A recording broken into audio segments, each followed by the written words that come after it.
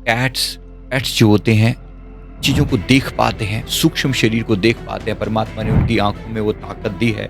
क्या आपको लगता है पशु पक्षियों में भी सेम आत्मा होती है, सिमिलर टाइप की आत्मा होती है, यानी हम भी कभी पशु पक्षी का रूप ले सकते हैं? नैना उन्होंने कहा कि मेरा एक डॉगी है, लेब्राडोर, जिनका नाम ब्रूनो है।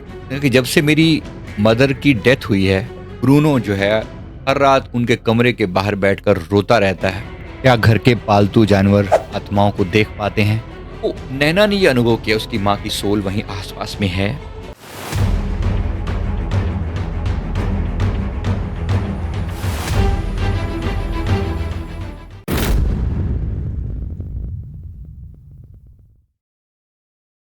क्या घर के पालतू जानवर आत्माओं को देख पाते हैं? बहुत से लोग ये सवाल मुझसे करते हैं। आज इसका मैं जवाब दे रहा हूं, जितना मैंने इसको अनुभव किया है। इससे पहले हमारे एक क्लाइंट की मैं बात बताता हूं। हमारे एक क्लाइंट नैना, उन्होंने कहा कि मेरा एक डॉगी है, लेब्राडोर, जिनका नाम ब्रूनो है। कि जब से मेरी मदर की डेथ हुई है, ब्रूनो जो है हर रात उनके कमरे के बाहर बैठकर रोता रहता है। कभी कभी उस कमरे में जाकर किसी अदृश्य चीज को सूंघता है, पूंछ हिलाकर, जैसे वो किसी को पहचान रहा है। बात थोड़ी अजीब थी, तो मुझे भी ये बात फील हुई कि कहीं ना कहीं इनकी माता जी की जो एनर्जी है वो अटक गई है।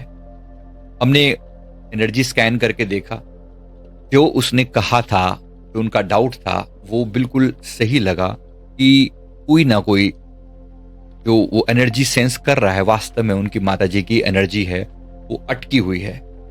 डॉगी, कैट्स जो होते हैं चीजों को देख पाते हैं, सूक्ष्म शरीर को देख पाते हैं। परमात्मा ने उनकी आंखों में वो ताकत दी है जहां ये इसका अनुभव कर पाते हैं। हमने जो स्कैन करके देखा, उनके ऑरा को स्कैन करने से समझ में आया कि कमरे में एक सॉफ्ट व्हाइट एनर्जी का स्पॉट है, ठीक वहीं जहां पर उनकी माँ का जो बिस्तर है वहीं पर है। वो आत्मा भटक नहीं रही थी, बस एक संदेश के लिए अटकी हुई थी। मतलब एक अटकाव में थी, संदेश मात्र देने के लिए अटकाव में थी। तो जब मैं आपको उसका जो रहस्य बता रहा हूं, समझना जरूरी है। सनातन धर्म में भी प्राणियों में एक ही आत्मा का अंश है, ये हम सदा से मानते आए हैं। मतलब वही चेतना, वही कॉन्शियसनेस जो मेरे अंदर है, वही एक डॉग में भी प्रेजेंट है, वही एक कैट में भी है, वही एनिमल्स में है, वही पशु पक्षियों में है, वही वनस्पतियों में, पेड़ पौधों में, वही चेतना सब जगह पर व्याप्त है।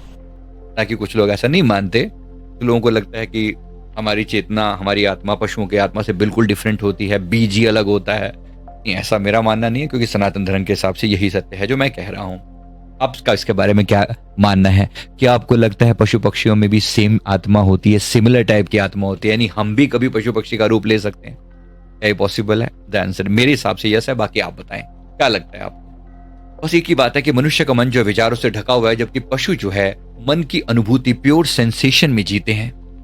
बिल्ली, गाय इत्यादि की सूंघने, सुनने और ऊर्जा को पकड़ने की जो क्षमता है, मनुष्य कई गुना ज्यादा होते हैं। जहां हमारी आंखें केवल 700 नैनोमीटर का प्रकाश देख पाती हैं, वह इनकी जो दृष्टि होती है अल्ट्रा और इंफ्रारेड वेव्स तक भी जा सकती है। इंफ्रारेड वेव्स में अगर देखा जाए तो बहुत बार जो ये गोस्ट एनर्जीज को डिटेक्ट करने वाली वो इंस्ट्रूमेंट्स होते हैं, उन सब में इंफ्रारेड वेव्स का स्कैनर लगा होता है। यही कारण है कि आत्मिक कार्य जो प्रकाश से परे की कंपन पर कार्य करते हैं, इन प्राणियों को तुरंत महसूस हो जाती है। तो आपने देखा होगा कि कुत्ते अचानक किसी खाली जगह पर भौंकने लगते हैं। ये डर नहीं है, एनर्जी का रिस्पॉन्स है। उन्हें कुछ दिखाई दे रहा है जो आपको और हमें नहीं दिखाई पड़ रहा। कई बार आत्माएं अपने प्रियजनों को संदेश देने के लिए उन्हीं माध्यमों का उपयोग करती हैं जिनमें सबसे ज्यादा संवेदना आसान होती है। इंसानों के लिए संभव नहीं है। तो ये प्राणु जो पालतू प्राणी हैं, उसी शुद्ध माध्यम का स्वरूप है। मेरे गुरुदेव फरमाते हैं कि प्रकृति में कोई जीव अंधा नहीं, अंधी केवल मनुष्य की दृष्टि है। पशु वही देखते हैं जिसे मनुष्य जो है विश्वास नहीं कर पाता। ये परमहंस सदगुरु जी ने मुझे हर तरह का ज्ञान इसके बारे में दिया है। आत्माओं के बारे में जो भी सीक्रेट मैं आपको शेयर कर रहा हूँ, ये सब गुरुदेव के द्वारा प्रदान किए गए हैं। गुरुदेव ने जो बताया कि नैना की माँ, वो नैना जो है अपनी माँ के बारे में बहुत ज्यादा चिंता करती थी। उसकी माँ ने एक तरीके से उसको ये संदेश दिया है कि मैं बिल्कुल ठीक ठाक हूं, मेरे बारे में तुम चिंता मत करो, मैं बिल्कुल ठीक हूं। सोल सिर्फ एक संदेश देने के लिए आई थी बहुत बार केवल इसलिए अटकी हुई है क्योंकि हम बहुत याद कर रहे हैं, बहुत ज्यादा रोना लगा हुआ है, बहुत ज्यादा। हालांकि मैंने कई बार अपने वीडियोस में संदेश देने का प्रयास किया कि अपने मृत परिजनों के लिए बहुत ज्यादा रोना ठीक नहीं है, बहुत ज्यादा रोना ठीक नहीं है। मैं जानता हूं कि सबके अपने अपने भाव होते हैं, कोई किसी को रोक तो नहीं सकता, लेकिन सच में ये चीज उनके पूरे फ्लो में, उनके आगे की यात्रा में रुकावट बन जाती है। तो जहां तक संभव हो सके मन को शांत रखा जाए, जहां तक ये जानते हुए, सत्य को स्वीकार करते हुए, एक दिन जाना तो सबने है, हमने भी जाना है, आपने भी जाना है, इन्होंने भी जाना है, सबने जाना है।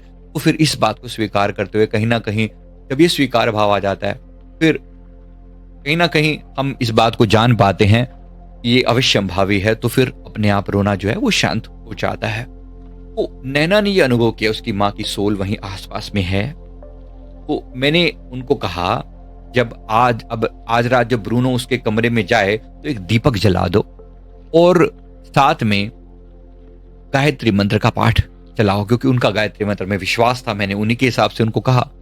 और फिर अपनी माँ को मानसिक रूप से कहो कि माँ, आपका आशीर्वाद सदैव मेरे साथ है, मैंने आपको अनुभव कर लिया है, मैंने आपका मैसेज ले लिया है, मैं शांत रहूंगी, आप प्लीज आगे की यात्रा पर जाओ। ऐसा करके मैंने उन्हें दिया जलाने को बोला हर रोज उनके कमरे में। उन्होंने 21 दिन तक दिया जलाया, लगातार प्रार्थना करी, माँ के से मानसिक प्रार्थना करी और गायत्री मंत्र का लगभग 20 मिनट का जाप डेली उस दिन उन्होंने किया।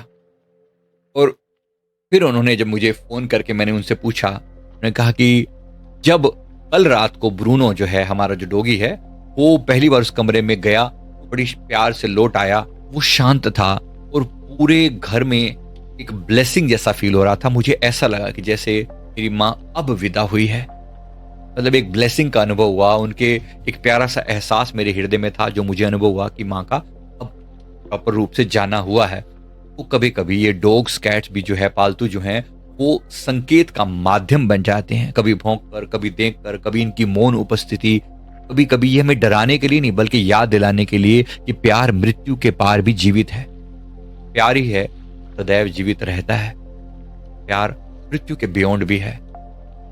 ये सेंसेशन को फील कर पाते हैं आप और मैं, उस सेंसेशन को कभी कभी फील नहीं भी कर पाते। ये वीडियो केवल जताने के लिए, आपको समझाने के लिए था। कोशिश करें, अगर कभी भी ऐसी आपको दिक्कत आए तो कोई पालतू जानवर अगर किसी विशेष दिशा में बार बार ध्यान दे रहे हैं तो वहां दीपक जलाएं और प्रार्थना करें। अगर कभी कभी रास्ते में भी कहीं इधर उधर देखकर भौंकना शुरू कर दें तो मतलब वहां पर भी उनको कुछ ना कुछ फर्क की आत्मा की प्रेजेंस, किसी ना किसी एनर्जी की प्रेजेंस वहां पर है, अच्छी बुरी जो भी है, वो उस जगह पर अवॉइड करें या उस जगह पर जाप करें। अगर रास्ते में कभी कहीं ऐसा अनुभव में आता है तो, क्योंकि कई बार वो बताते थे कि लोग को जब रास्ते में लेकर जाते थे, जब गाड़ी में साथ लेकर जाते थे, तो किसी किसी जगह पर वो अचानक ही भौंकना शुरू कर देता था। मतलब ये जो अनुभव है ना, ये मैं आपको इसलिए बता रहा हूँ कि यहीं पर भी ऐसा हो रहा है, मतलब वहां कुछ तो है जो उनको दिख रहा है, जो आपको नहीं दिख रहा, जो हमें नहीं दिख रहा। इसलिए मेरा निवेदन है, इतना की स्थिति आते हुए हमेशा वहां पर प्रार्थना कर दिया करें, उनके लिए मुक्ति प्रार्थना अवश्य कर दिया करें। प्रार्थना क्या है? 5 से 10 मिनट का जाप, जितना आपके पास समय हो 10 मिनट का जाप किया और जो आपका फेवरेट मंत्र है उसका जाप करके प्रार्थना करें कि हे प्रभु, ये मेरे आसपास में जो भी ऐसी आत्माएं जो अटकी हुई हैं किसी भी कारण से, मेरी प्रार्थना है कि उन्हें मुक्ति प्रदान की जाए और ये जो जाप है उनके निमित्त किया मैं कर रहा हूं तो मुक्ति प्रदान की जाए, क्योंकि वो आपसे एक आस लगाकर बैठी हुई आत्माएं। ज्यादातर कोई डराना नहीं चाहता आपको, कुछ जगह डरावनी होती भी है, मैं ये नहीं कह रहा हूं, लेकिन कुछ चीजें हमेशा डरावनी न हो के वो आपसे रिक्वेस्ट करती हैं कि हमारे लिए भी कुछ करो, हमारी मुक्ति के लिए भी कुछ करो। जब आप ऐसा करते हैं, उनके लिए प्रार्थना करते हैं, तो उनका आशीर्वाद भी मिलता है, उन्हें मुक्ति भी मिलती है। मैं उम्मीद करता हूं इस तरह आप भी जब भी मौका मिलेगा करेंगे और अनेक आत्माओं की मुक्ति में हम सहायक हो सके, हम ऐसी मेरी प्रार्थना है। वीडियो अच्छा लगे तो लाइक जरूर कर दें, कमेंट करें, चैनल को जरूर सब्सक्राइब कर लें। Thank you very much, thank you.